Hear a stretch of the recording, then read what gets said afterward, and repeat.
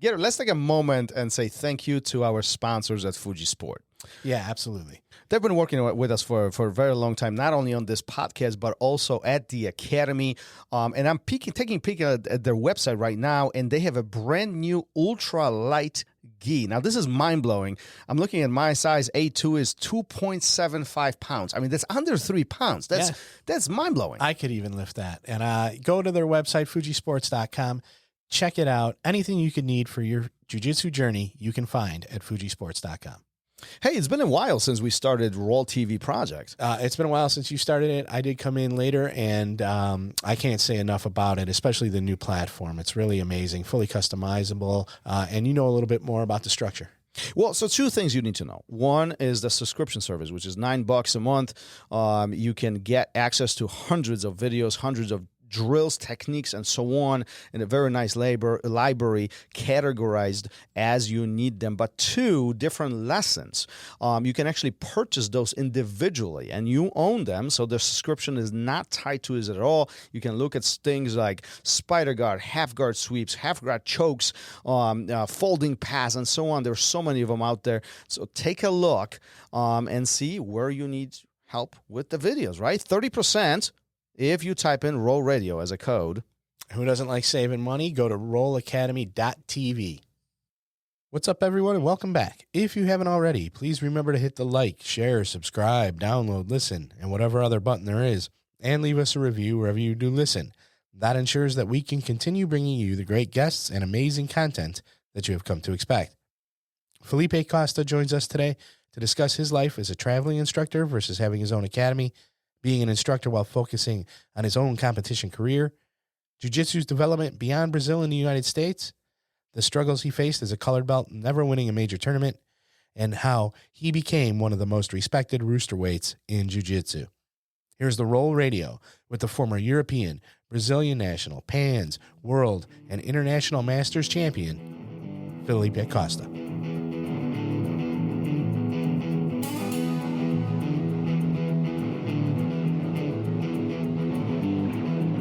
Welcome to Roll Radio.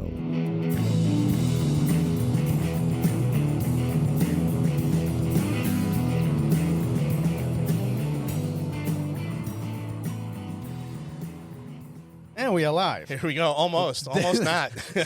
That was close. It was. It would have been the very first time that I forgot to hit the record button. And that would have been embarrassing. Yeah. Well, listen, first of all, I do have to say officially on air that I do appreciate you being part of the show.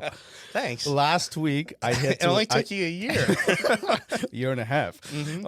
Last week, I had the opportunity, I suppose, to be here by myself because you were not feeling well. And we had a great conversation with Adam Singer. But I had to do everything on my own. And I discovered interesting things. What's that? The simple things, you know, like things being plugged in are not necessarily easy. And there was a little bit of struggle. So I do want to say thank you for being part of the show and doing, you know, the things that you do with the colorful buttons over there. Well, I appreciate it. And I know that at least for the time being, my role here is a little secure. But you know, there's so many little things that you have to be aware of when doing this. Everybody I know thinks you just sit down and start talking, but you forget one, and it can really mess things up. I'll tell you, not only that, just from a dynamic of a conversation, it was very easy. And there's plenty of podcasts out there which they are done one-on-one. Sure. And I always wonder, how is that conversation take place? But I'm telling you, like, not having you here, it's definitely different. It's But anyway, I'm like your little security blanket. I get it. Group hug. Group hug. Yes, but I think we should probably move on because our guest today... Are you uncomfortable talking about yourself? Is that what it is? No, I'm fine with it. I know nobody else wants to hear it. There's more important things to do. All right, let's bring our guest in, Professor Felipe Costa here. Thank you for being here. Thanks for spending this time with us to have this amazing conversation. Are you still traveling or are you back home? Well, I'm right now thanks for the invitation. First of all, it's a pleasure. Right now I'm near Chicago, and a lot of people don't know this, but I'm living here now. So I'm not, I'm outside of Brazil, but I'm in US now.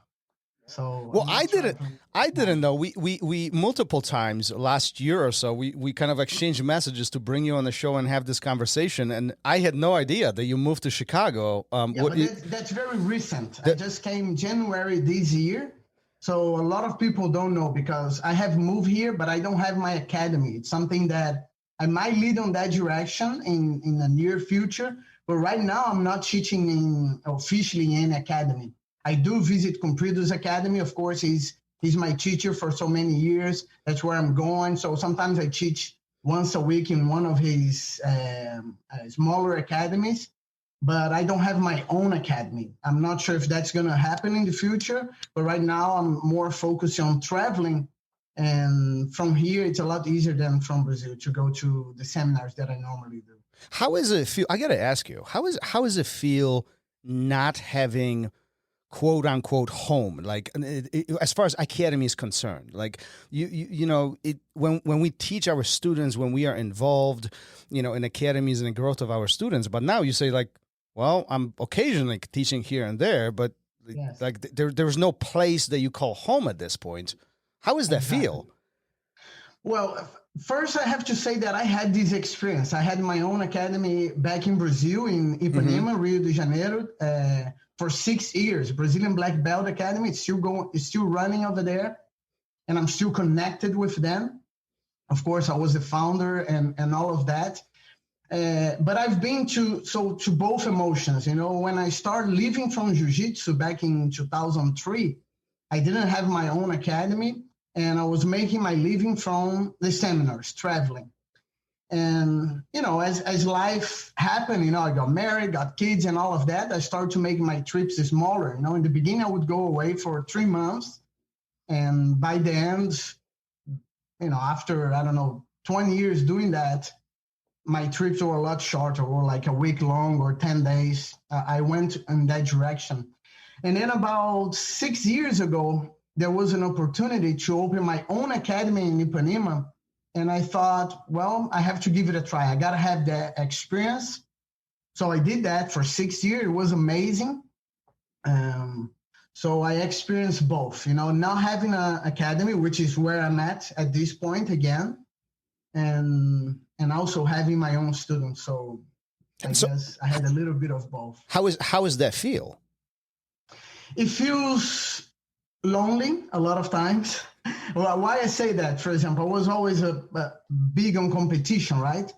And I would always be with one friend or like a training partner, you know, not even because I wasn't mature enough not to have a coach. For example, Comprido, whenever we were competing together, he could be my coach, but a lot of times I was by myself. So I was basically like to a friend, hey, can you yell the time? Can you, let me know the scores and things like this? And I never had the crowd on my side, like cheering for me, like you normally have when you have your own students, So in that sense was very lonely. And well, if I have to point out a good thing about it was having a lot of friends all over, and a lot of times you get people crediting things to you that you don't even realize, like you touch a lot of people, and sometimes you say something in a seminar, you don't even realize 3 years later, you go to somebody who was, I don't know, just a teenager, and they come to you and like, oh, you made all the difference in my life, even if they're not like professionals, So on that sense, having a lot of friends all over the world, it was still is an amazing experience, A lot of times when I think, who are my best friends, I think of a guy in Mexico, a guy in Belgium, in New Zealand, like all over the place. So that's pretty cool, but a little bit lonely as well, because it's not like your neighbors, It's people around. So now you experience both of them. You've experienced the life of academy, being a professor, having your own students and watching them grow and get better, and you being part of their journey. And then you are now experiencing, even in the past, you experienced the other side where you travel a lot and you have a lot of remote friends. Which one do you think is better? It's hard to, it's like when people ask me, what country do you like the most? It's hard to say, because maybe you like the food of this country, the sightseeing of that. There are good things. What I can say about having an academy, I'm going to try to think one thing that was great and one thing that wasn't so great. I'll start with the one that wasn't so great, was the feeling, maybe because I was such a constant competitor. My life was very much focused on that aspect. It was hard for me not to have students who had similar goals than I had growing up. People who were, maybe they had a lot of talent. Maybe they even would tell me like, oh, I want this and that. And, you're like, oh my God, awesome. And next day or maybe next month, the guy is not consistent or he's late, not having the same dedication that I had. So this was something that was frustrating. But soon enough, I understood that, it shouldn't be about my expectations. I learned how to, okay, let me see what this guy goal is, and also understand, because sometimes they say they have one goal, but they don't really have that goal. They think they want that, but they want something else, and even help them to see those differences. And so being able to influence them and understanding that competition is not the only way, it was very important to me. And the moment I understood that, and like I said, it didn't took me a long time to understand that, it made a whole difference for me, the way I would teach, the way I would approach them, and also the way I would put pressure, because, when you put a lot of pressure on somebody, if they don't want that or they're not ready, they're going to go away. Mm-hmm. So I was trying to push just enough, just enough. Like when you're playing with your kids, that you want them to have the feeling they're going to lose, just to see, you go until the limit. When they're about to give up, you let them win, So you're always pushing them a little bit harder. So I think it's a little bit the same way I try to do with my students. So when you were competition focused, do you think you were a good instructor at that time too, or did you have to make that switch to become a better instructor? Because it's hard, right, to do both simultaneously. Yeah, definitely, you cannot mix things. But I had separate training. It was not like I was on the regular class and preparing myself for tournaments. Not that it never happened. If I'm training there, maybe my students don't even know, but I have already certain goal in my head. Like, we all do that. Like, okay, today my goal is going to be not to get swept or to sweep in the first minute. Like I could do this, put my personal goals in the training of the regular class. But in general, I did have my training separate from the regular class. So I was able to make that switch back and forth, no problem. I felt that was never on the way of their development. Nice. So you talked about the good and bad things of having your own academy. Tell us the good and bad things of traveling and not having your academy and having all these remote students, if you will. Well, there are many good things about traveling. First of all, like I joke with some of my friends from childhood. Some of them, most of them, thanks God, very successful in their own career, whatever they do. Many of them more accomplished financially than I am, a lot more sometimes, and they haven't had the chance to visit not even half of the place that I have. And not only that, another advantage is that wherever I go, because I'm going from an invitation, to teach Jiu Jitsu, even if, like, to get a random example, people say about France, oh, they're not very good with foreigners. And if you speak English, they don't want to answer and things like this. Just to pick a random example, okay? But when I went to France, I never felt that because I was there for Jiu-Jitsu. And you know how Jiu-Jitsu treats each other, especially nowadays. I always felt like the best, like they treat you like your brother, your family. So everywhere I just saw the good things about the place. And I have been everywhere, like all continents. And that's why it becomes so hard for me to say, oh, this is my favorite place or that, because I think I have experienced the best of each place. So your original question, like what would you point out as being a good thing? Is this being able to travel all over the world, make friends? Some of the connections, like I said, I really feel like, oh, those are my best friends. Like sometimes they know things about my life that people who I see more frequently, we don't get a chance to talk about, but we create a strong bond, on those travels.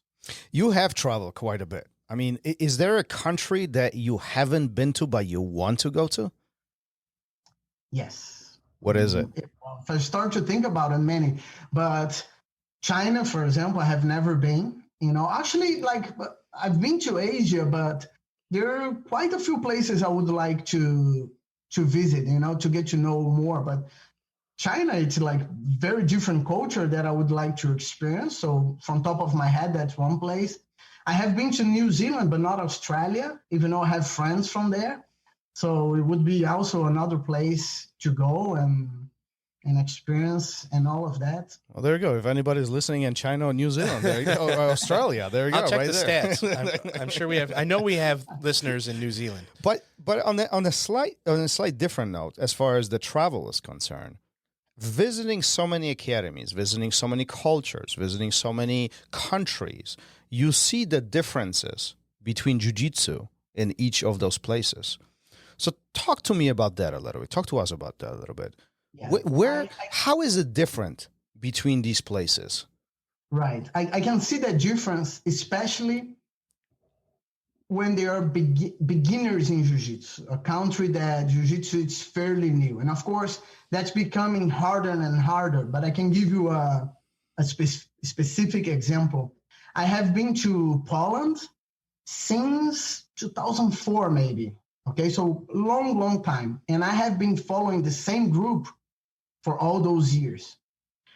And I can tell, because of their mentality and of being very tough, even like their judo, if you think about it, when you can see that in judo as well, like a little bit more aggressive. They have that mentality of never giving up.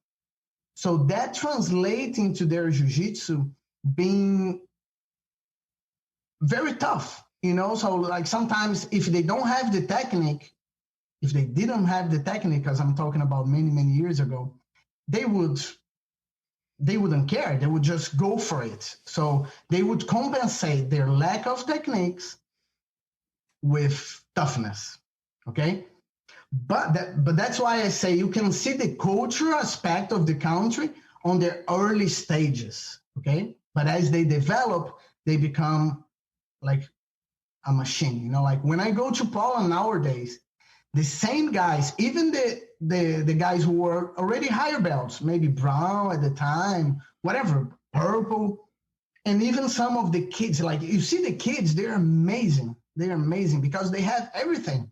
They have the tough mentality and they have the technique. And I'm not saying, because I have been going there, I like to believe I have contributed a little bit, but themselves, like when I went the first time, there was one brown belt, I think, on the group we had.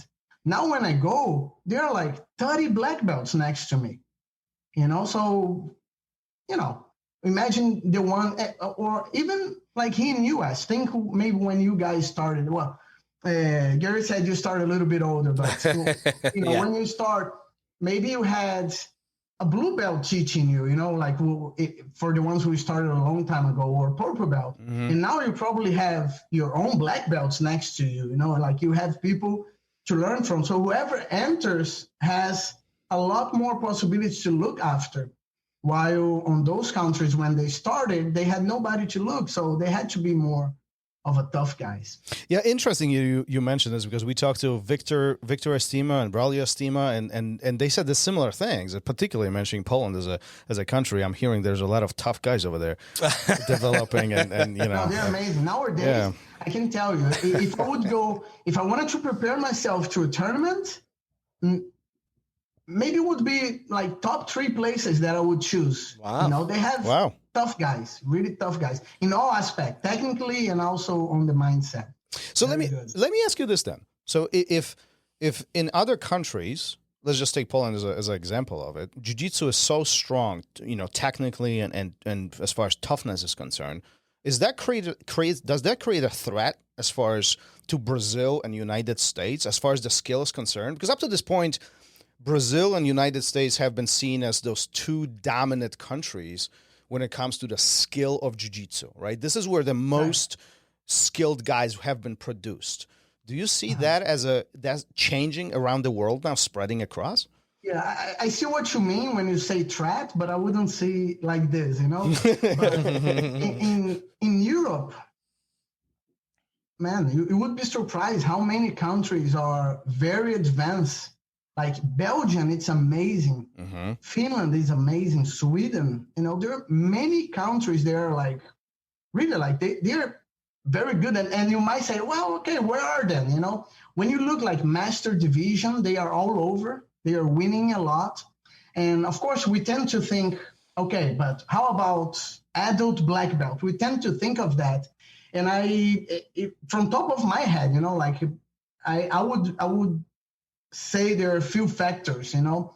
Well, first, we still has to go a few years for that to start to happen, where the divisions won't be 80% or 90% Brazilians, and US is right there, as we know. The other thing will become like culture, you know, like in Brazil, how come we still have so many amazing guys, right? I think in Brazil, it happens similar with soccer or even other sports. As a kid, everybody starts, right? So everybody's raising their level. It gets to a certain point. I'm talking about Brazil, okay? The kids, if they come from a little bit better income family, like like middle class or something, their parents start to pressure them towards university, or even like when they are 16, 17, they have to prepare to a very difficult task to pass to university. That's how it works over there. And then at that point, it started already to have a declination on middle and higher income class. That's what I'm talking about, okay? And for the kids who come from poor areas, they see sport as their only alternative. So what I'm talking about jiu-jitsu happens the same with soccer and other sports in Brazil. And probably, there are exceptions always, but probably when you see the top Brazilian guys and you ask where they come from, they probably came from a favela, or if it was not from a favela, like a smaller city where their income wasn't so low. So their family saw as, oh, wow, that's an opportunity. And of course, that will change with time, you know, like maybe somebody nowadays can see differently, but you know, when you're talking a black belt, you probably think a decision he made 5 to 10 years ago. So that's the comparison I'm making. And then when you go to Europe, and also in US, there are so many opportunities on their life that they only going to choose sport as if they are very talented first to have a career, or if they see the business opportunity of this, like opening an academy, you know, especially the things that I do, for example, like teaching seminars and some other black belts, I would risk saying that's not going to be as common. Of course, the top guy always going to have that opportunity, but as more jiu-jitsu develop in other places, what's going to be my niche? You know, what can I teach? Okay, maybe I can teach my way of seeing jiu-jitsu. That's always going to be interest. The same way I'm interested to see what's your way of teaching jiu-jitsu. You know, but it won't be so much like before. Like, man, my first trips, I would have 2 bags of 20 gis, because I would sell that on the first day because everybody wanted geese, you know, and the stuff that I would teach were sometimes stuff that I learned as a blue belt and nobody knew. Now, the only reason somebody will invite me is not to teach a technique that nobody has seen. You know, I'm going to teach the same amount you teach, but I'm going to say, well, it makes a huge difference for me to shift my weight like that because I'm a lighter person.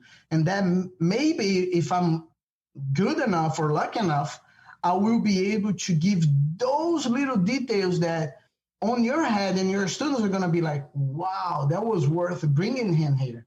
Let's bring him again. You know, but if I just say, oh, this is the armbar, put the hand on the chest, pass the leg, you're going to be like, I can teach that. It doesn't need to come back, you know? So do you think that all the videos that are available today are actually taking away from instructors such as yourself and, you know, all the other out there from the seminars? Because everybody can literally learn everything everywhere and right here on the phone. Like right. And that's probably, you know, one of the first advices when I was invited to teach somewhere, one of the first advices that I got from different black belts who were already traveling before me, they said, never allowed anybody to film your instructions, your teaching. And you probably see a lot of people still have that, like, no, don't film me, don't film. But if I could go back, I would allow everybody to film everything. First of all, I don't teach the same stuff and either the same way I did 20 years ago or 15 or 5 years ago. You know, you develop, you adjust, you change. So I would love to see what I was showing back then. That's the first thing. And what you said about all the instructions, you would think, for example, I have a complete series on the Y guard. It's like a guard that I do. Well, if you don't know what I'm talking about, just put it. Felipe Costa Y guard on YouTube, you're going to figure out. But it's a very specific kind of guard that I love to do. I do in tournaments. And I was invited by BJJ Fanatics to do a series. So I did the whole sequence on that. And I had showed that before in seminars. And the moment I filmed that, I thought to myself, okay, I'm never teaching that again. It's over, right? But that has maybe 1.5 years. Every seminar that I went, they asked me to teach Y guard. Mm-hmm. You wouldn't believe, and even made my life easier because my biggest challenge is this. Okay, what's going to be the sequence? You know, like if you invite me to go to your academy, I'm going to be, you know, it's a lot of thinking like what's going to be, you know, because like I said, it's not just armbar and go. It's like, okay, what? And I think all the sequence, one thing connected to the other. But if you go and say, Felipe, we want to see Y guard, I'm like, okay, I've showed that a million times. It's almost boring. I'm not going to say it's boring because I enjoy teaching, but it's almost like, okay, again, you know, and you go, I compare to a singer, you know, when they make one song popular and everybody asks them to teach that. So a little bit like this. So it's the opposite. People ask, even places, there are students of mine for many years. And I said, I have showed that before. I have showed that many times before. But people are not doing it. Show it again, you know. So, but isn't it interesting? I think like 10 years ago or 20 years ago, when I was starting, a lot of the jiu-jitsu was protected. It's like people didn't want to share it because it was almost like a secret, right? Like you need to call this guy because he does this specific thing and only he can teach you. And today we have evolved and the world has evolved to the point where one, not only you can shoot the videos with BJJ Fanatics or many others, but also now this creates an opportunity for us to share more because now it's not only available, but now we can share, we can dip deeper. We can really bring Professor Costa to the academy and he can really show us the details behind these instructionals that we watched before. Well, I was going to say, like my second year into this, you know, somebody would come through for a seminar and people would be like, you know, the last time so-and-so was here, they just showed me how to open a closed guard. You know, why am I going to pay for that? And I kind of started falling into that, you know, like, yeah, why would I want to see it? You know, I can learn that anywhere, blah, blah, blah. But just recently we had somebody who came in and showed us how to open, close guard. And there was all these little things and then to pass all these other little things that I'd never seen before or weren't focused on. And I think that that's what's so great about this is that you can get out of that other mindset and get into this where I can learn from anyone, anything, and find new things in all those small details. Yeah, and not only that, because sometimes you see one thing today that you don't appreciate. It sounds a little bit catchy to say, it's like you're not ready for it. Yeah, and sure. then you see it again in 1 year. It's like, whoa, it makes a whole sense. And even more, sometimes there are things that I think I came up with. But when I go deeply into how come have I developed that, if I could call it like this, it's like I remember of something somebody showed me before, and combined with something else, it became like a very, very effective something. Mm-hmm. So it takes time sometimes. And like the example you gave, it's just open guard, like your teacher can show you that. He probably did on your, first month or something. But then you see a different detail that fits better your body type there are so many possibilities that it's good to learn from different people. I often tell my students if we, and I said this on this podcast so many times, if we put 100 black belts in one room and ask all of them to teach the same thing, we probably would end up with 100 different versions. Because we all think differently, right? We all interpret the information differently. Yeah, or find out what's important to you in it, Yeah. And sometimes you can learn from, like, giving the example of Comprido, he was the guy who is so big, fight like open weight class, and I was the smaller guy on my division, like rooster weight. And some people might think, how can you learn from him? Such a different body type.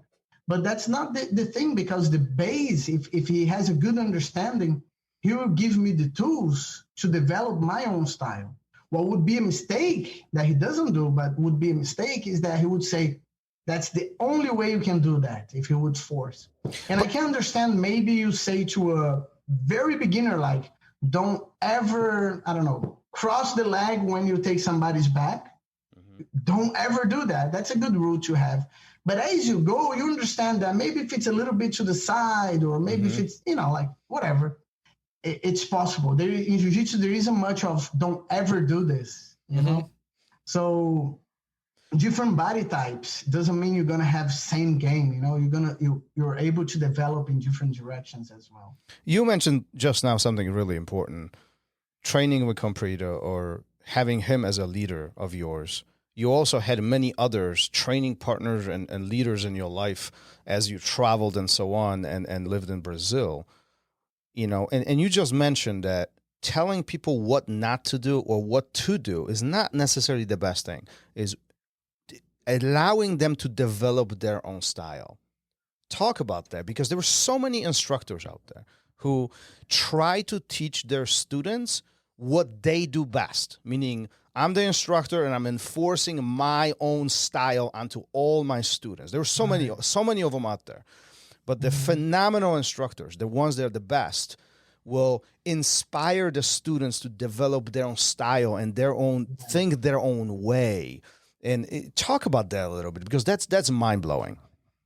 Yeah, it's very true. Like, my personal experience, I was very lucky in that sense, because I never moved academy. From white to black belt, I trained in this exact same academy, same location. Actually, they look like buildings. They moved buildings once, but the teachers, they were different from time to time. I'll explain quickly so I don't have to go too deep into it. But I started training with Romero Jacaré, the older guy, and right after my blue belt, he moved to US. That's when he came to Atlanta first.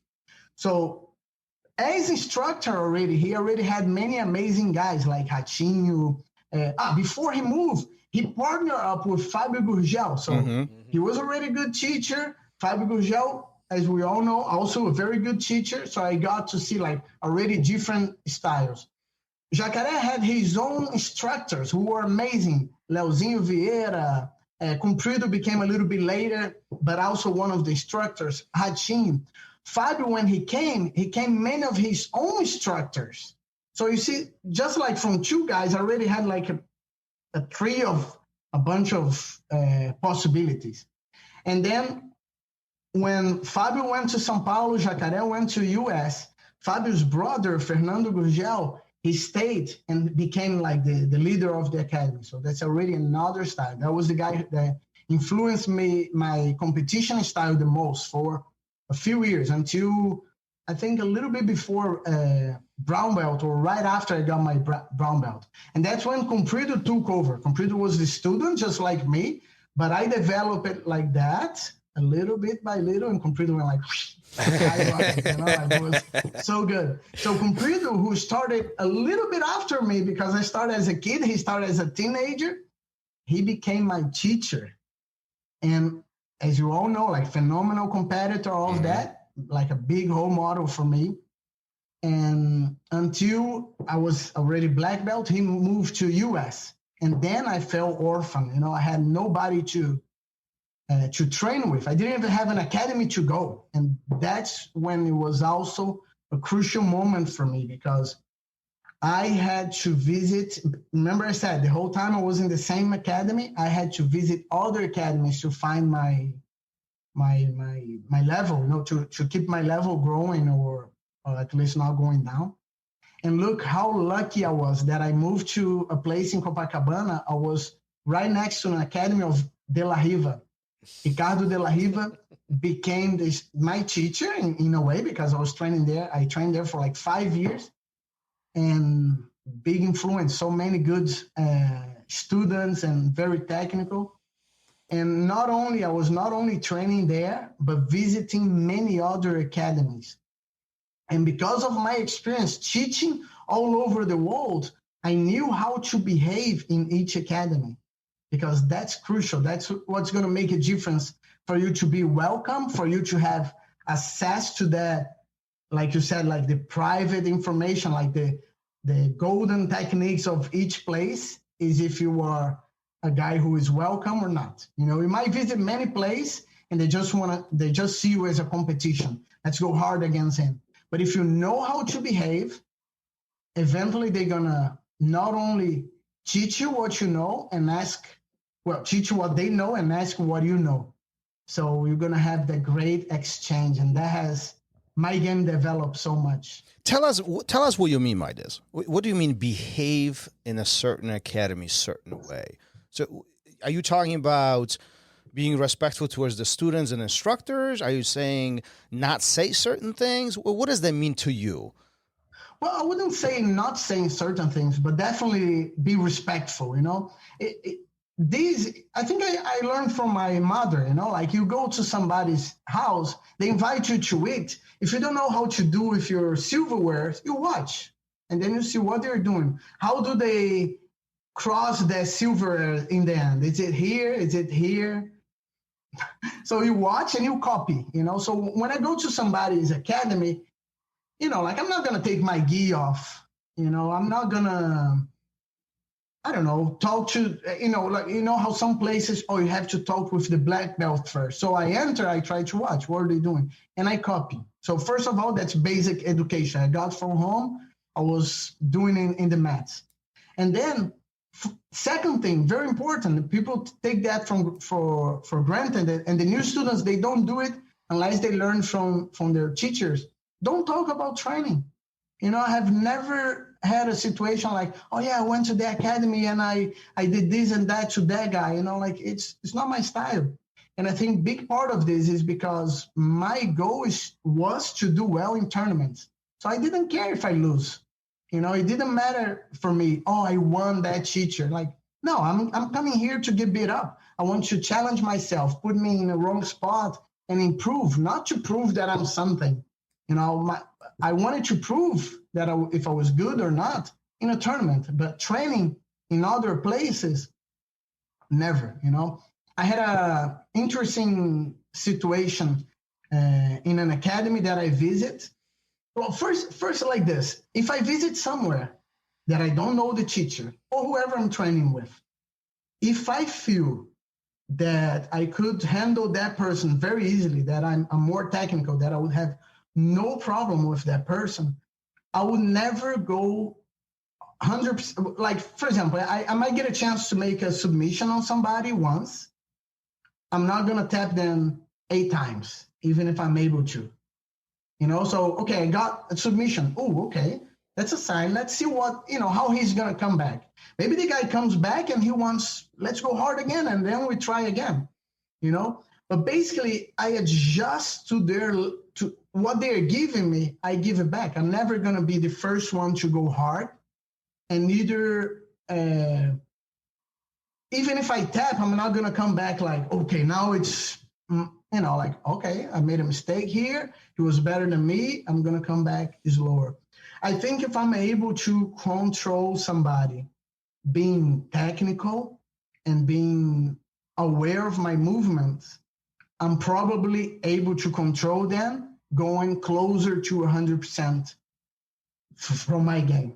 So I'm always with that mentality, trying to give them the relaxed motion and see how they come and react to their motions, and feel that. So that's basically what I mean by feeling the place, So by acting like this, not being cocky because I did this or that, because really it never crossed my mind, and not acting out if they kick my butt, because it was not important to me. You're talking a lot about ego, right? Yeah. I think, yeah. And it comes to ego. So how did you, as a competitor, I think I know the answer, but if you could talk to people about it, all those years competing, how did you not let that influence you, or how did you let it influence you? Yeah, especially, and I know you're probably talking about my collar. Yeah, for sure. Experience, losing a lot, if perhaps somebody doesn't know about this, like just to give an understanding what we're talking about. All through my collar belts, I was a competitor as well, not knowing that I would have jiu-jitsu as my professional, but I was a competitor, and I lost a lot. I never won a gold medal on IBJJF tournaments. I did win smaller tournaments, but even that took me a long time. And that's where the ego that you're talking about plays a big role. And how do you surpass those difficult moments until the point where you actually succeed, or at least get better results? And if I have to point, like, I try to think of that a lot, right? Also to teach my students. First, I think there is the fact that I was a younger brother, I think helped me to that. So it goes back to family a little bit as well, Having an older brother, in general, you lose more than you win. In board games or in a race, whatever it is, you lose more than you win. So that was already, like, for my brother to lose for me, even if we're playing dice, was a lot harder on him than it was for me. There were moments where I would almost like, oh man, I know he's gonna hate so much if he lose. And I had that feeling a little bit like, I almost rather have him winning than myself, So first of all, that shows like I didn't care so much about losing. Okay, now coming to jiu-jitsu. Does that mean that I didn't care about losing? No, not at all. I was super sad, and I was like sad in my bed for a day or whatever. But then I was better. I knew better how to deal with defeat, and I was ready to come back on the next time. And next week I was also there. Also, the passion for the training. I love training jiu-jitsu. So even if the tournament result was bad, I was sad for a couple of days, and I wanted to train again. And then after a month, I wanted to compete again because I felt like, well, I think I'm ready again, and let's have this experience and all of that. So it's a combination of things, but I think crucial is that you learn how to lose. We talk about winning a lot, but we should teach people how to lose, how to react, how to respond to that. You definitely shouldn't have a defeat as the thing to decide if you're going to keep going, doing something or not.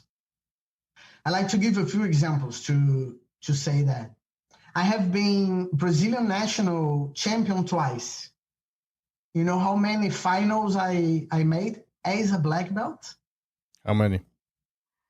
I went to 10 finals. Oh, geez. As a black belt. So people don't realize, because you're thinking, oh, you're color belts. How was, because you think I only lost on color belts. But I just gave you an example. You know how many times I went to the final of Pan Ams? 5. I won once.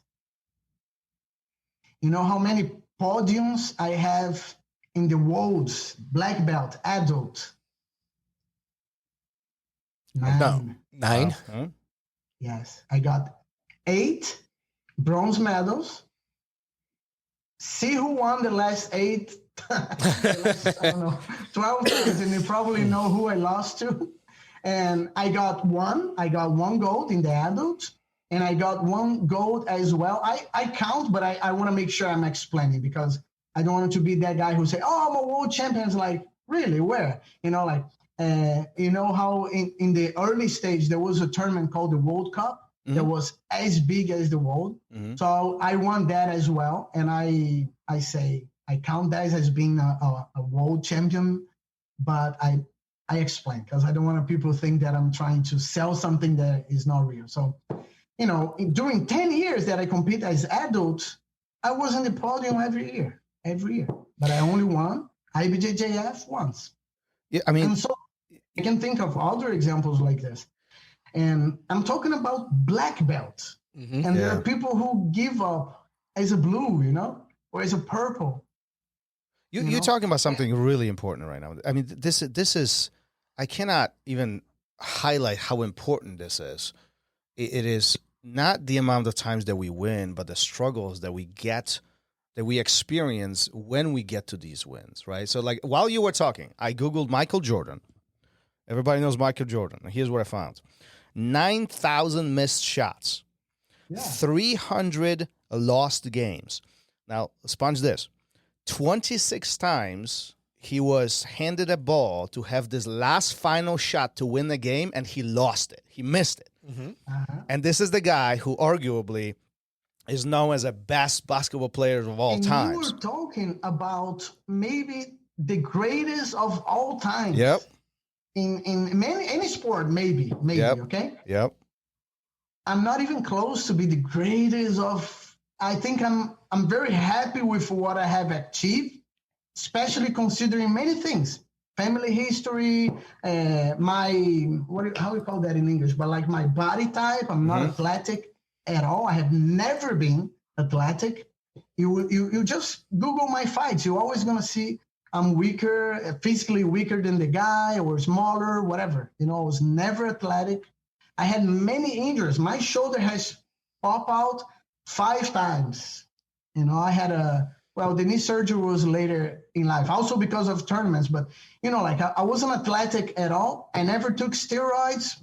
Let's not even go on that, on that direction, because I get very, very enthusiastic talking about this. But so explain to me now, why so many people quit when they're a blue belt? Why so many people quit when they are purple belt? Okay, I have a theory. Tell me, because I mean, if it's not about the losing, and if it's not about the gold medals, why do they give up? I have a theory, and I'm gonna say why I think, looking back, right? Why I think I didn't give up. The reason is because I love the process. I love being the first one getting on the mat, the training.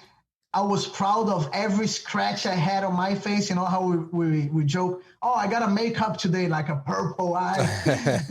I love the process.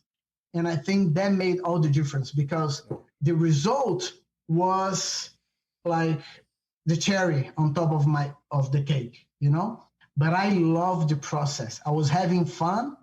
I was challenging myself. I love Jiu Jitsu. I love the environment.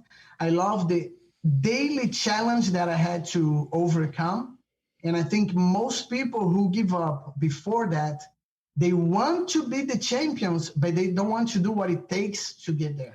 Yeah, I mean, we talk to so many people who literally say the same thing, and Travis Stevens comes, to my mind right off the bat, and it's not about the medal, it's not about being Olympic champion or world champion. It's that embrace the grind, embrace the process, embrace the hard work, and the result will come on its own.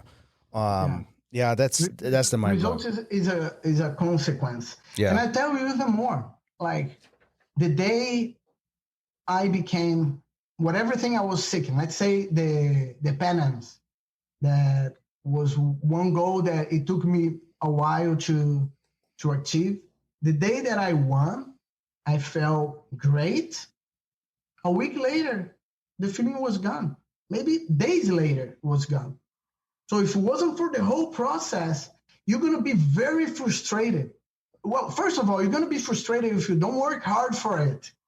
I don't think you can nowadays just be talented and win anything. You have to work hard. But if perhaps there was a way, just think of other things in life, like if you work hard for something, when you get it, there is also the joy of knowing you went through all of that, So if you don't have that in the process, your happiness is not going to last. It's not going to be enough to fulfill you.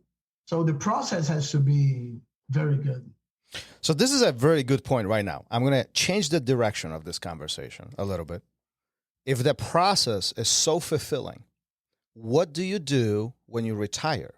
What do you do when all this ends? What do you do? How have you adapted to the point where you compete, the adrenaline rush, the grind, the training, the satisfaction, all of this just ends? It's a struggle. It's a struggle. Something that I'm still learning how to deal. Let me give you how it happened with me. Back in 2002, I got my black belt. 2003, I was world champion. So that was, like I mentioned, my first gold medal was on IBJJF was a black belt, the biggest tournament there is. So that's already sets a high standard. It makes hard everything else, right? Because if in the next year you become European champion, it's not a world champion. It's, you know what I mean? So that was already a struggle, and always to keep myself on top. Like I said, the process was amazing, but there was a lot of pressure from myself, not from anybody else. I wanted more. I wanted to keep myself there. I wanted to win this and that, certain thing that I never won before. When it was about 2011, I was already thinking about stop competing. In a first thought, stop competing as adult. I kept competing as adult until I was 36. On the year I became 36, I got my my podium on the world tournament. I got second place on Brazilian Nationals. I got first place on Rio Open. At the time, there was only one per year. So I was still among the top three. That's when was my last competition as an adult, okay? In 2011, my head was going a little bit crazy. I needed a break. And I didn't think I was going to stop completely, but I thought, okay, adult, it's enough for me. I have to stop. At that point, I went to a sports psychologist who helped me take this pressure that I was putting myself, especially when you think maybe it's my last year, Man, as an athlete, it's so much pressure because you think if I don't do well, how is it going to be my last year? It's never a perfect last year. You always want more. So I went on that sports psychologist. She helped me achieve a very good mental state. And even after so many tournaments, at that point, I started understanding more how my process was, how I had to be a little bit more calm instead of aggressive. And, how that helped me deal better with the butterflies. Okay. It never goes away. If somebody's wondering, like it's new to competition, never goes away. You just learn how to deal better. And I think, like in the point where was probably my best, my peak in terms of being able to control that. And I'm still competing, like I mentioned, 2 years more as adult, got some very satisfying results. And then I decided, okay, it's enough for adult. I cannot diet anymore because there was always a big thing for me I weighted around 60 kilos. What's that? Maybe 130 pounds, even if it's not exact. It's an idea. And I had to drop for rooster like 122, or maybe I'm saying 135, and I had to drop for like 125. It's something like this, like a difference like that. And it was a struggle for me. It was very difficult to do that. That also built up to my process of not wanting to compete adult anymore. When I started competing more in the master division, I went to the weight class over Pluma, and that's 135. So basically, I didn't have to diet, just be careful. And I competed until 2019. Not as much as before, a little bit like with the foot on the brake, as we say. I got my first kid in 2013, my second kid in 2019. And in 2000, let me just talk about this. My last competition, I didn't have in my head, okay, this is my last competition. Okay, I took that decision later. I'll talk about that a little bit if we have time. Please do. But in 2019, I wanted to win the Brazilian Nationals as master because I had one as adult, and I thought it would be very cool to say, okay, I won both, adult and master. And 2018, I lost. 2019, I went to a trip in São Paulo. I'm from Rio. The Brazilian Nationals was in São Paulo. I went on a trip with my son, and I took him to a attraction they have in São Paulo for kids at his age that he loves. So basically, I was my Saturday being a father, and I remember leaving my kid with my brother, who at the time lived in São Paulo, and taking the Uber to the tournament. And that 40 minutes drive, I was like, I have to switch, like, how do I switch from the father to the fighter? And I was like watching my breathing, basically almost like meditating through the way. And when I got in the tournament, I felt like, okay, I'm all in. And it was very beautiful to see. It was the biggest tournament ever in Brazilian Jiu-Jitsu. There were 8,000 competitors. Wow. The Brazilian National was the biggest ever there was. And I don't think after the pandemic that has reached that much yet. Even now, just recently, there was another Brazilian National. So it was a big tournament. So the image that I have was getting there, a crowd of people. I did 4 fights, I won. And when I was leaving, I remember looking back and seeing nobody on the mat. Like if I was the last man standing. I know I'm exaggerating a little bit, but that's how I felt. I came to a bracket that was crowded, and I'm the last man standing. It gave me such a joy. That moment was beautiful for me. It was a big accomplishment for me. And like I said, I didn't know it was going to be my last tournament. And then right after that, the pandemic started. I entered the pandemic already thinking I needed a break. But during the pandemic, I decided I didn't have the fire anymore. And that's when it came finally to your question, how you deal with that. I'm still learning. It's very difficult to know you don't have that goal anymore. Even my training, I start having how do I get pleasure from my training? It's very difficult. How do I get pleasure from teaching? How, everything you have to put in a new perspective on your jiu-jitsu. And there are a few conclusions I'm coming in the process. And like I said, I'm still learning. I want to hear from other people. I want to hear what you guys have to say, everybody, But first, I never abandoned the jiu-jitsu roots in terms of your goal is submission, you have to evolve. as a role, not only being the guy who makes advantage and all of that, but I also knew how to be the competitor. I knew how to do a strategy to beat the guy who's better than me. And we hear a lot of podcasts, the amazing guys. Like the other day, I was hearing a podcast with Roger Gracie. He was saying, I never back down, always forward. And I was like, well, I wish I could do that. I couldn't. So to become a champion, I had to be able to be sometimes the guy who came with a strategy of winning one advantage. And whenever I could, and there were a lot of moments I would get a submission. But there are also a ton of moments that I would get submitted by somebody else. Everybody's good, and I wasn't on that level. I'm just as good as everybody else, maybe with a little bit more of a will to get my goals.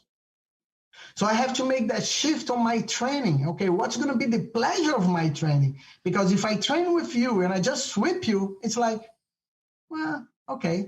But it would be great if I could, I'm not even saying that I have to submit whoever I'm training with, but maybe at least have the feeling like I have control you.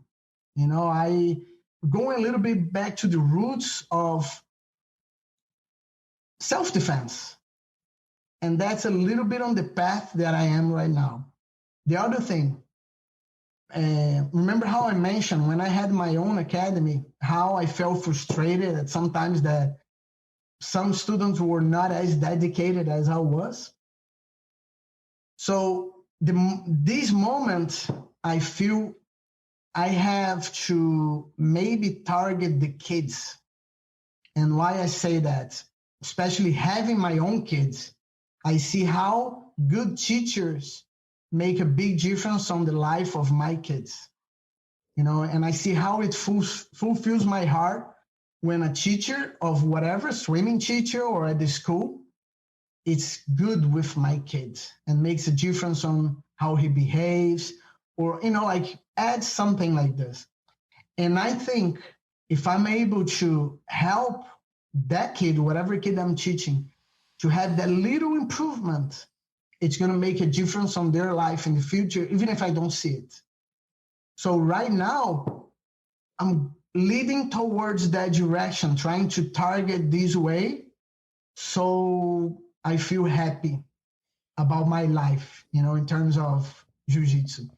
Because I can tell you, it's very difficult. And my wife says, don't stop, go compete. But it might change. It might change in a month. Maybe next month we're going to be talking about a competition I did. But right now, I don't have the fire anymore. Do you miss it? I'm struggling to understand what's that new fire is going to be. Do you miss it? I don't miss it right now. I don't want to be there. When I see, like before, if I couldn't compete because I was injured, for example, I would be like looking at the bracket. Who won? Oh my God, this guy, I have beat this guy before, I could, sometimes I wouldn't look because I wouldn't forgive myself for not being there. Now I don't look because I don't care. And it's very sad to say that. At this point, and I don't want to set anything on stone, at this point, I don't miss it. I don't think it's sad. I'll tell you, I don't think it's sad. I think it speaks volumes about the maturity level of where you find yourself as a human. Like there is something to be said about knowing where the limits are and knowing how to evolve your life. You know what comes to my mind? Some of these professional athletes who have a beautiful career, jiu-jitsu or not jiu-jitsu, doesn't matter. They have very successful career. They retire at the top level and they disappear for a couple years. And then they come back and they are never on a top level. Of course. Yeah. And they lose. And then is this very sad moment where for themselves, there is this moment of I was on top, but now I was not able to come back in the same moment. And I often ask myself a question is why do they come back? Yeah. Well, I think probably because they never change their priorities. They never change their goals. I often see, I remember, was it Bernie Sanders and there was another football player, but they both retired early. And my older brother was like, I can't believe it. They have what everybody wants, blah, blah, blah. How could they retire? And I was thinking, even then maybe they don't love it. And if they don't love it, why are they doing it? And can they maybe take that same passion that got them to that point, or that same determination maybe, and put that in something else. And I think that anytime anybody retires, whether it's from competition or their 9 to 5, if they can find something outside of that previous job, those previous goals, they're going to find happiness. You got to keep moving. You got to keep evolving. Otherwise, how many people retire and then go home and don't do anything, and are very unfulfilled. Right? Yeah. I think we just need to keep finding whatever fulfills you. And whether it's, it could be fly fishing, it could be whatever, any dream you thought you had when you were younger and never pursued. I'm even on a point where, talking with friends and family and my wife, allowing myself not to do anything. It's not that I'm not doing anything at all, but, like she said, allow yourself not to know what you do next. Mm-hmm. And okay, I'm a little bit on that stage. That's why I'm thinking maybe it's kids class, maybe it's something else. I'm trying to figure out where to go. I remember when I first won the Worlds, I was invited. That was the first time I was invited to teach abroad. I was invited to Houston, and I stayed teaching in an academy there for 3 months. And I love competing so much. Looking back, it sounds very crazy what I did. I love competing so much that there was a tournament like maybe a month after I was there. So imagine that I won the Worlds in July. That's when it was at the time. And in September, there was a tournament, or maybe October, there was a tournament. And I was like, to the teacher that invited me, I think I want to compete. And he was like, I don't know, are you sure? I said, yeah. But then when we went to see, the tournaments were all belts. So it means that me as a black belt, recently world champion, I would probably be competing against blue belts. And then, I was like, I have nothing to lose. to win. I'm just going there either because I love competing or nothing else. Because if I win, everybody's going to say, oh, yeah, Right. And also I had to go, remember, I was a rooster weight. I had to go with people who were lightweight or something. And then this guy, the instructor from that academy, he said something that was very important to me in reality.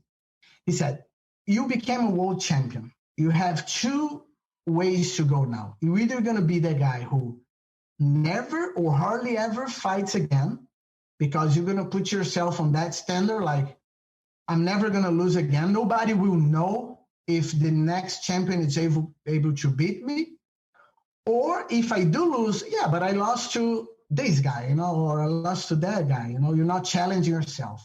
Or you're going to be the guy who just does everything and don't care what the result is. You know what I choose? To be the guy who just go for it and didn't care the results.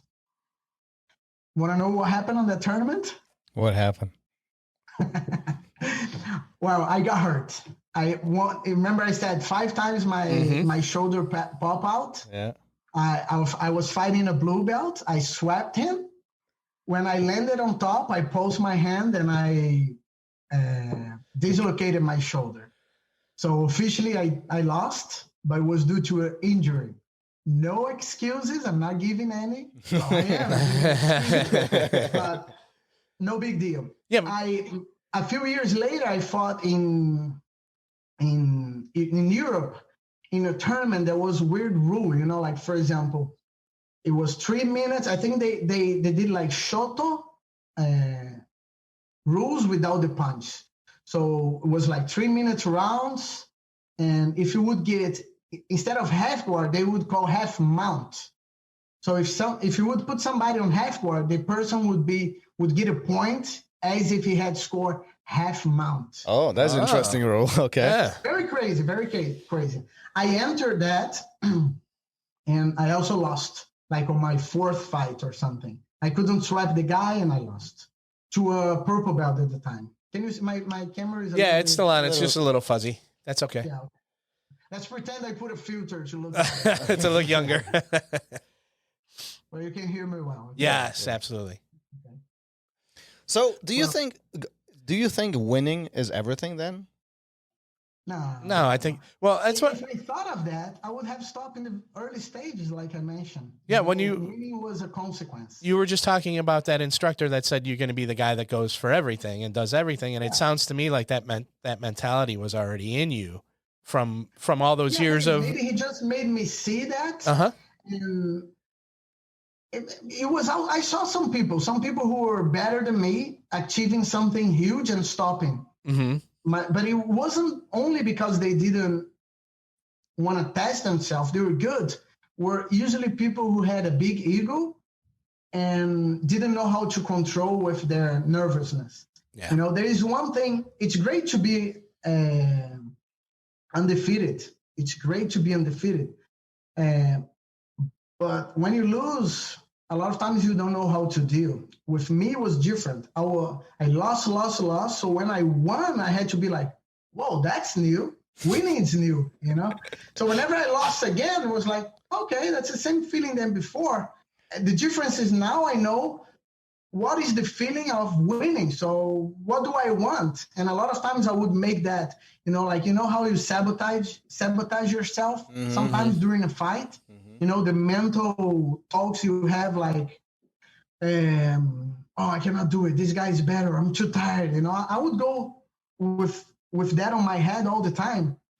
And knowing, okay, you don't want to lose. You already know the feeling, you know, like knowing how to go both ways was very important. So if I hadn't went through all my defeats, I wouldn't become the best I could be. And in a way, I think I have reached the best I could be, you know. I'm very happy with the outcome of my tournaments. That's great.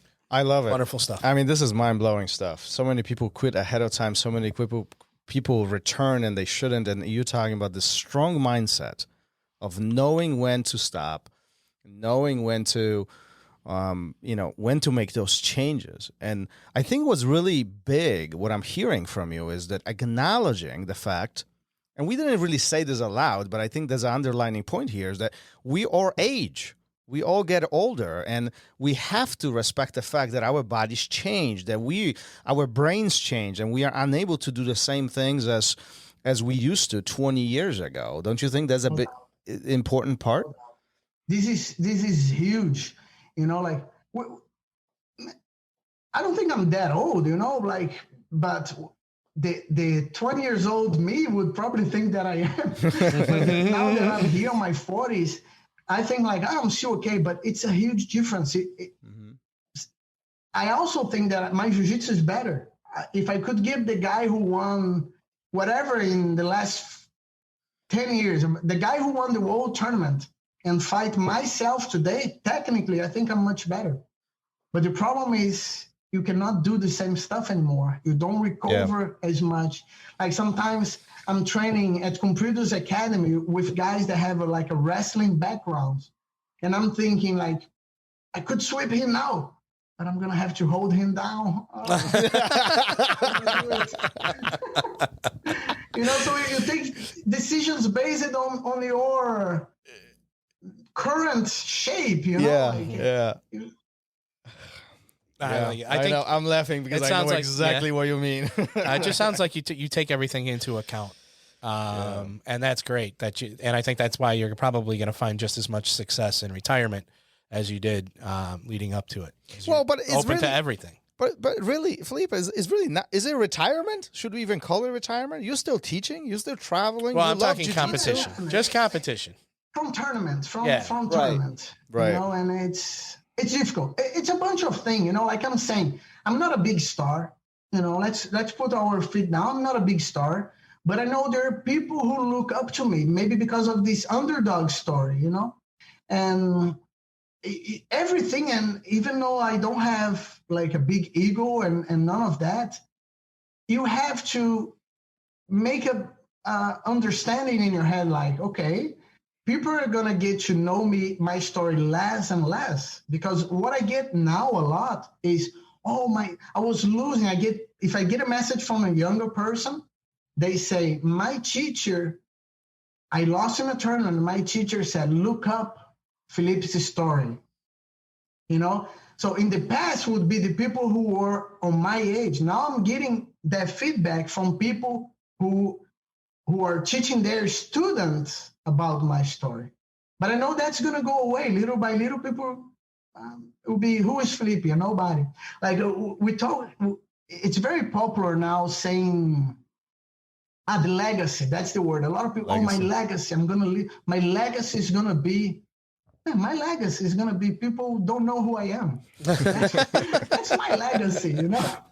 There's no such a thing. Or maybe I don't know the full meaning of this word, and I don't want to diminish anybody who said differently. But what I mean is, like, my legacy is to give a good education to my son, you know. Like, I'm not Alexander the Great who have conquered an empire, you know, like there's no legacy. Well, it's funny. We talked about Michael Jordan earlier, and it's on social media. Well, people even forget, but that's something else. So you see these posts, and it'll be like what Thomas brought up, those certain stats, and then you'll read in the comments section, but he never faced, or it was only because. And it's like, so, I mean, that happens to even arguably the greatest athlete ever. Yeah. So people do the same thing with Rickson Gracie. Come on. Mm-hmm. Yeah. Oh, he didn't fight that many guys. Come on. Rickson. It's the God of Jiu Jitsu, the living God of Jiu Jitsu. You know, like people don't realize how important he was. Even as an idol, he was an idol to myself, to my generation. Maybe because we mirror him, we're able to do such and such, you know, and so on, you know, like people, it's very disrespectful, I think, when they go with the butt thing, you know? Yeah. And I think it's you might not even be training if it wasn't for him, you know, because of all the people he touched along the way. Yeah, so no doubt. Yeah. Mind-blowing stuff. Felipe, listen, we've been at this for well over an hour at this point. 20, nice. Yeah, we've been for a long time. I do appreciate all this, but at some point we got to finish this. So before we wrap this up, end of each episode, what we do is a previous guest who was sitting in your seat asked a question, and he didn't know that it would be you answering that question. So Gary is going to take a lead on this. Let's see. This is going to be interesting. This is an interesting one because it's a little off the wall, maybe. Adam Singer wanted to know, what do you believe is true that many others don't believe in? Wow, that's a deep one, right? That's a deep one. You should have told me before so I could think. No, this is what makes it fun. What's that? Can you repeat again? Yeah. So what do you believe that's true that many other people don't believe in? Well, I'm sure as soon as we turn it off, I'm gonna think, I should have said that. Well, do you have anything that you believe in, but most people don't see it that way? You know, it doesn't have to be anything deep, but like, do you have anything that related to Jiu-Jitsu? Do you think Jiu-Jitsu is powerful? A lot of people don't. I don't know. Do you have anything like that? Yeah. Well, I'm gonna try to keep it, of course, in the Jiu-Jitsu aspect. But I think there is and maybe I'm talking about my culture in Brazil, but I think people don't take as seriously the importance of being punctual. Being time for the training, even other things. And I'm not gonna say I have never been late to something, but every time that I did, I was very annoyed. It wasn't like, it doesn't matter. Or when somebody didn't respect my time, you know, we see this happening a lot in doctor's office, but I'm talking about training. Like if we schedule the training for 1:00, it's almost like people know, if he says 1, you know, we're going to get there 1:15. And I was very punctual always on my training. And even when I went to visit other places that I went for a few times and I noticed they were not on time, I would go to the teacher and say, look, what time the training starts? And then he would say, well, it starts 1:30, but we say 1 because people are never on time. That's common in Brazil. I'm like, tell me the real time, and I'll be here before that.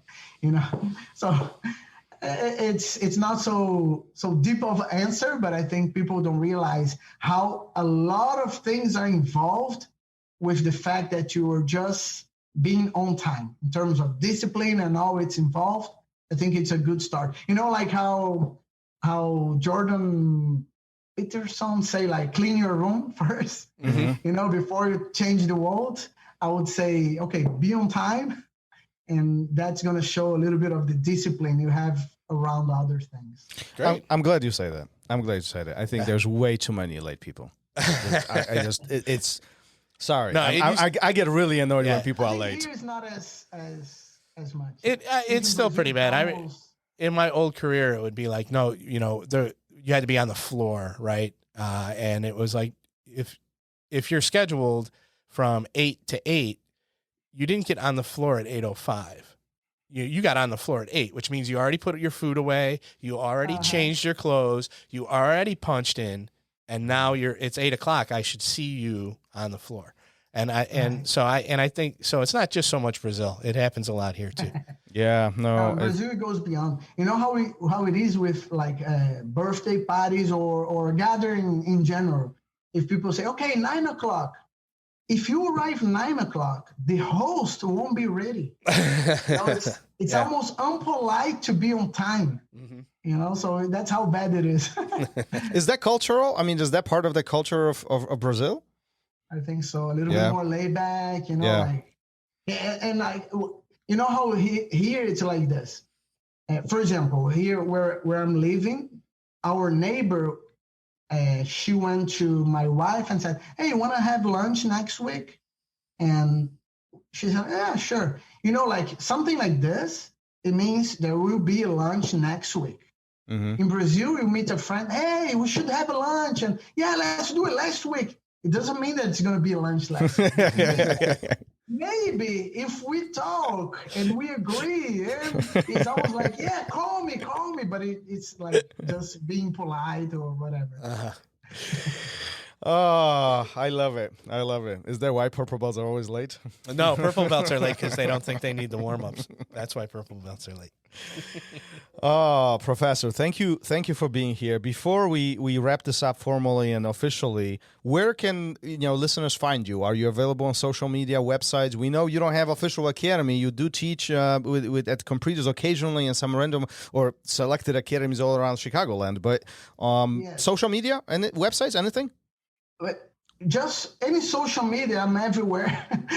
Just put Felipe Costa BJJ. You're gonna find my YouTube channel. I'm on Instagram, Facebook, really everywhere. Twitter. You're on Twitter. Wow. To send me a message to talk about any of those things, I'll be very happy to answer. Well, listen, we wish you the best of luck with your retirement process, and I would love to talk to you in some time to see what you have learned from all of this, because this is a mind-blowing topic to me. I'm very intrigued about it. Gary, why are you laughing? Yeah. No, I just think that he's got a lot obviously going for him beyond the competition era, and it's amazing to know that you're kind of in the area when you're not traveling. So we're going to hopefully take advantage of that. That's scheduled training. For sure. I'd love it. If you guys tap me out, I'm going to say I was going easy. Gary's a machine. You don't have to worry about that. You don't have to worry about that. You're going to say, "And I was going easy." That's how it's going to come out. No. All right, Professor. Let's wrap this up. Great talking to you, and we will see you around. Awesome. Thank you. So much. Peace. Thank you for listening to Raw Radio. If you enjoyed the show, don't forget to leave us a review and help us make the show even more amazing. For future episodes, check out our website and follow us on all major podcast platforms. Take care.